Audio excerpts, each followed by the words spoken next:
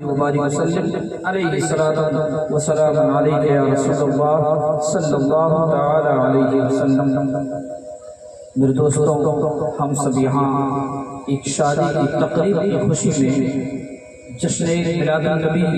صلی اللہ علیہ وسلم منانے کے لیے بیٹھے ہوئے ہیں۔ بڑی اچھی بات ہے کہ جب ہم کسی کام کی ابتدا کریں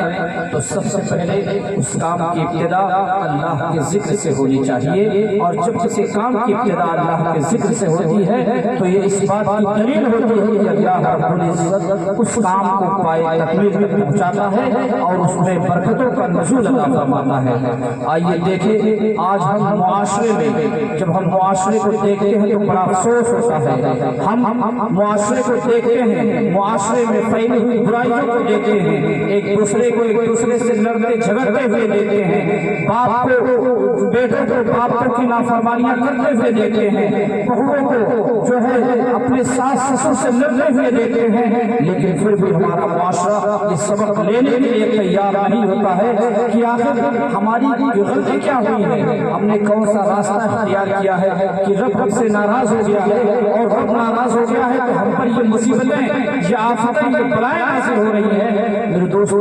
ان سب کا ایک ہی سولوشن ہے، اور وہ سولوشن یہ ہے کہ جب ہم اپنے رب کو راضی کر کے زندگی گزاریں گے تو یقیناً مخلوق ہمارے ساتھ چلا کرے گی، وہ چاہے ہمارے گھر کی مخلوق ہو اور چاہے دیگر مخلوق۔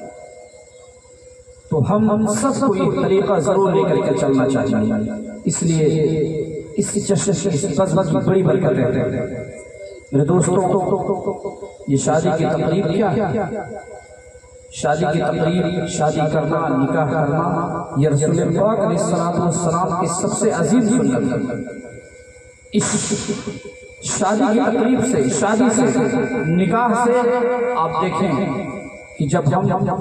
حدیث پاک میں آیا ہوا ہے کہ جب دو مسلمان آپس میں ملتے ہیں اور مل کر کے جب وہ مسکرا کر کے اپنا دل ملا کر کے اپنے ہاتھوں کو ملا کر کے جب وہ الگ ہوتے ہیں اور ان کا دل راضی ہوتا ہے تو اللہ رب العزت ان کے جدا ہونے سے پہلے ان کی بخشش فرما دیتا ہے، ان کی گناہوں کی بخشش فرما دیتا ہے۔ اور آپ نکاح سے دیکھیں کیا ہوتا ہے۔ نکاح میں یہ ہوتا ہے کہ صرف دو دل ہی نہیں ملتے ہیں، نکاح میں یہ ہوتا ہے دو دلوں کے ساتھ ساتھ دو گھر ملتے ہیں، دو گھروں کے ساتھ ساتھ دو خاندان ملتے ہیں، دو خاندان کے ساتھ ساتھ دو گاؤں ملتے ہیں، دو علاقے ملتے ہیں، ہزاروں لوگوں سے پہچان بنتی ہے، ان سے سلام و دعا ہوتا ہے۔ اب سوچئے کہ اگر ہم اس کام کی ابتدا، اتنا نیک کام ہے جس کو ہم نکاح تصور کر رہے ہیں، لیکن صرف نکاح کی وجہ سے دو دل ملتے ہیں، دو خاندان ملتے ہیں، دو معاشرہ ملتا ہے، دو گاؤں ملتا ہے۔ اب سوچئے اگر ہمارا وہاں آنا جانا ہوتا ہے، لوگوں سے ہم سلام کرتے ہیں، ایک دوسرے کو دعائیں دیتے ہیں، ایک دوسرے سے دعائیں لیتے ہیں، اور ایک دوسرے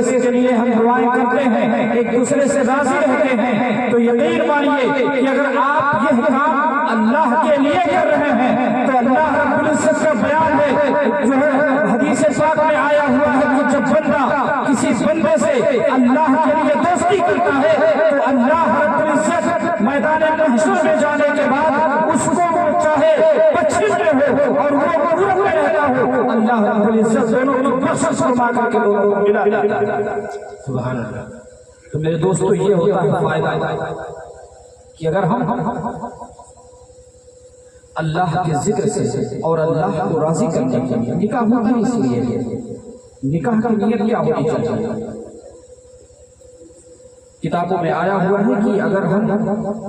نکاح اس لیے کرتے ہیں کہ اللہ رب العزت اس کے ذریعے ہمیں نیک اور صالح اولاد عنایت فرمائے گا، اور وہ بچے ہمارے ہوں گے، پھر وہ پڑھیں گے، لکھیں گے، معاشرے میں ترقی کریں گے،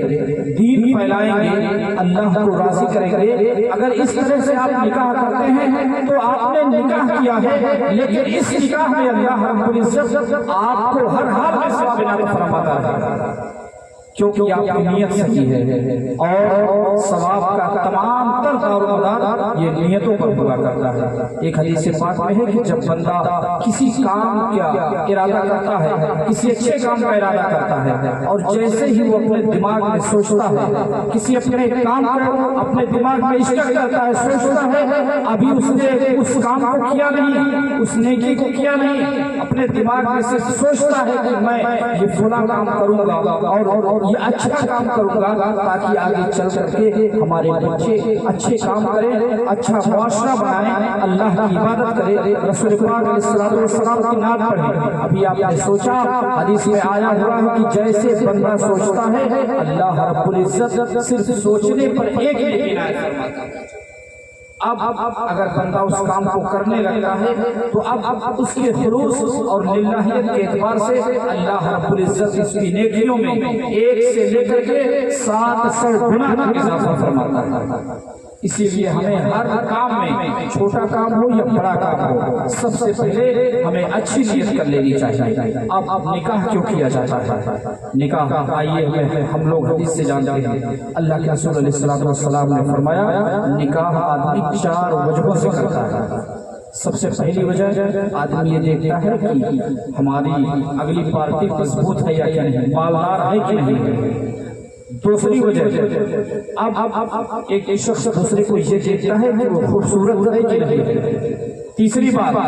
آدمی یہ دیکھتا ہے کہ کیا اس کا شہرت ہے کہ نہیں ہے، اس کی عزت لوگوں میں ہے، اس کا خاندان کتنا بڑا ہے۔ اور چوتھی بات یہ ہے کہ آدمی یہ دیکھتا ہے وہ دیندار ہے کہ نہیں ہے، نماز کا پابند ہے کہ نہیں ہے، روزے کا پابند ہے کہ نہیں ہے۔ اللہ کے رسول علیہ السلام ارشاد فرماتے ہیں ان چاروں چیزوں میں اگر کوئی یہ دیکھتا ہے کہ وہ مالدار ہے کہ نہیں ہے اور یہ دیکھ کر کے وہ شادی کر لیتا ہے تو اللہ رب العزت اس کو مفلس بنا دیتا ہے، تندرستی میں مبتلا کر دیتا ہے۔ اگر کسی نے یہ دیکھ کر کے شادی کر لیا کہ وہ خوبصورتی میں خوبصورتی میں ایک ٹائی روزگار ہے، بہت خوبصورت ہے، تو میرے دوستوں آپ تصور کرو یہ خوبصورتی کتنے دنوں کی ہوتی ہے، چند دنوں کی ہوتی ہے، لیکن یہ خوبصورتی کام نہیں آتی ہے۔ تو اگر کوئی شخص خوبصورتی دیکھ کر کے جو ہے نکاح کرتا ہے وہ بھی گھاٹے میں رہتا ہے، اس لیے کہ خوبصورتی ڈھل جانے والی چیز ہے۔ اگر کوئی شخص یہ دیکھ کر کے شادی کرتا ہے کہ اس کی بہت زیادہ عزت ہے، اس کا شہرت بہت زیادہ ہے، اس کا نسب بہت عالی ہے، اس وجہ سے ہم نکاح کرتے ہیں، تو اللہ رب العزت اس کی ذلت میں اضافہ کرتا ہے۔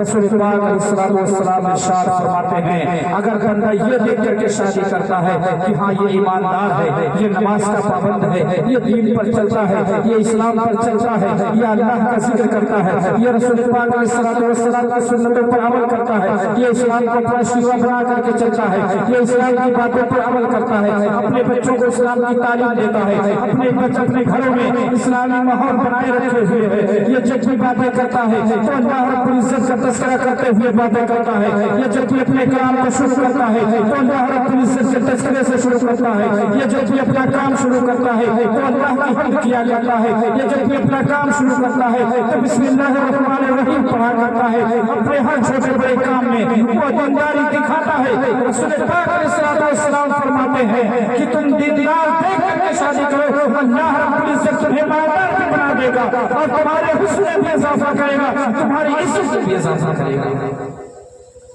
کیونکہ یہ تینوں چیزیں جو میں نے بیان کی، دولت کا ہم سبھی جانتے ہیں کوئی ٹھکانہ نہیں ہے، آج ہمارے پاس کروڑوں ہو، کل ہو یا نہ ہو کچھ پتہ نہیں ہے۔ گھر کا ایک آدمی بیمار پڑ جائے، بڑی بیماری لاحق ہو جائے، ساری دولت ختم، آگ لگ جائے ساری دولت ختم، یہ پائیدار نہیں ہے۔ اگر حسن ہے اور حسن میں وہ ایک ٹائی روزگار ہے، اللہ رب العزت چاہے تو ایک جھٹکے میں سب کچھ ختم کرتے ہیں۔ آپ دیکھیں اگر اس کے چہرے پر پمپلس نکل آئے، دانے نکل آئے اور کچھ چیز واقع ہو جائے تو چہرے کی ساری بناوٹ ختم ہو جائے، سارا حسن ختم ہو جائے۔ عزت آدمی جس پر غرور کرتا ہے یہ نہیں جانتا ہے وہ تو عز من تشاء، وہ تو ذل من تشاء، اللہ جسے چاہتا ہے عزت دیتا ہے، جسے چاہتا ہے ذلت میں مبتلا کرتا ہے۔ میرے دوستو اب دیکھیں کہ یہ ساری چیزیں ڈھلنے والی ہیں، لیکن جو ایمانداری ہوتی ہے وہ پائیدار ہوتی ہے۔ کہ آدمی ایماندار ہوتا ہے تو اللہ رب العزت اپنے اس بندے کی حفاظت فرماتا ہے۔ اللہ رب العزت خود فرماتا ہے فَاذْكُرُونِي أَذْكُرْكُمْ فذکرونی ولا تکفرون کہ تم میرا ذکر کرو میں تمہارا چرچا کروں گا۔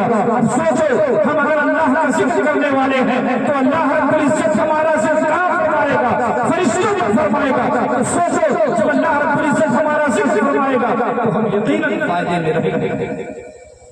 اسی لیے اللہ کے رسول نے فرمایا